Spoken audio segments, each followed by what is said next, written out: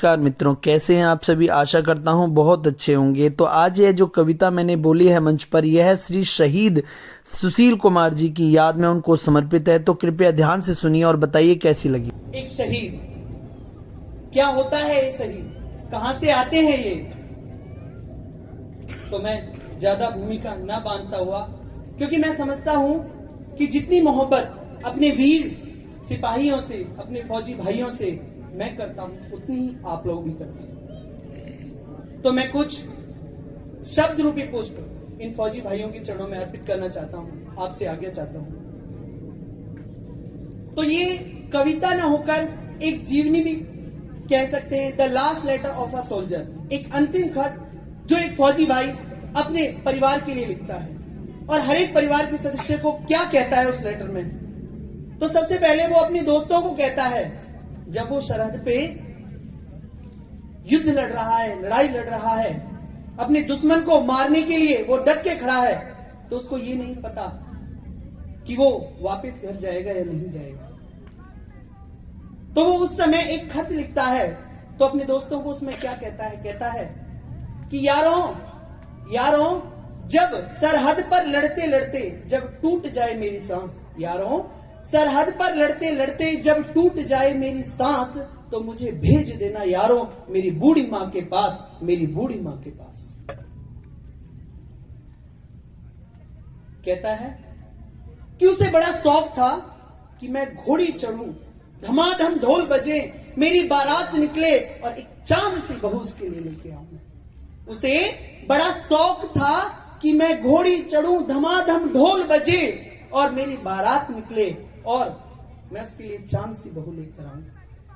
तो ऐसा ही करना, मुझे घोड़ी पर लेकर जाना और धमाधम ढोल भी बजाना। वो कहता है कि मुझे घोड़ी पर लेकर जाना, धमाधम ढोल बजाना और पूरे गांव में घुमाना, पूरे गांव में घुमाना, और मां से कहना बेटा दूल्हा बन के आया है, बहू नहीं तो क्या बारात तो लाया है।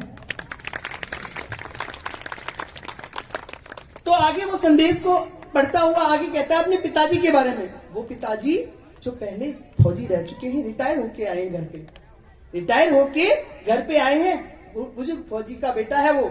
तो अपने पिताजी के बारे में कहता है मेरे बाबूजी, कहता है मेरे बाबूजी पुराने फौजी बड़े मनमौजी, कहता है मेरे बाबूजी पुराने फौजी बड़े मनमौजी, कहते थे बच्चे या तो तिरंगा फहरा के आना या तिरंगे में लिपट कर आना।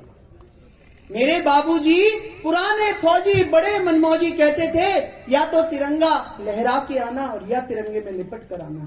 तो कह देना उनसे मैंने उनकी बात रख ली, कह देना उनसे मैंने उनकी बात रख ली, दुश्मन को पीठ नहीं दिखाई, दुश्मन को पीठ नहीं दिखाई, आखिरी गोली भी सीने पर खाई और तिरंगे में लिपट कर ही आया हूं, कह देना उनसे। फिर आगे संदेश को बढ़ाता हुआ अपने भाई को कहता है, छोटा भाई जो उसके साथ खेला है, उसके साथ बड़ा हुआ है, उसको कहता है कि मेरे भाई से पूछना, मेरे भाई से पूछना उससे कि क्या वो मेरा वादा निभाएगा, क्या वो मेरा वादा निभाएगा। मैं सरहदों से बोलकर आया था, मैं सरहदों से बोलकर आया था, एक बेटा जाएगा तो दूसरा बेटा आएगा, एक बेटा जाएगा तो दूसरा बेटा आएगा। मेरी प्यारी बहना, छोटी बहन थी, उसकी हमेशा यही शिकायत रहती थी कि भैया आपको छुट्टी नहीं मिलती है और अब की बार राखी पर आपको आना ही आना है, अब की बार राखी पर आना ही आना है। तो उससे कहना मेरी छोटी बहना मुझे याद था तेरा तोहफा, मुझे याद था तेरा तोहफा, पर एक बहुत बड़ा इत्तेफाक हो गया, राखी से पहले ही भाई राख हो गया, राखी से पहले ही भाई राख हो गया।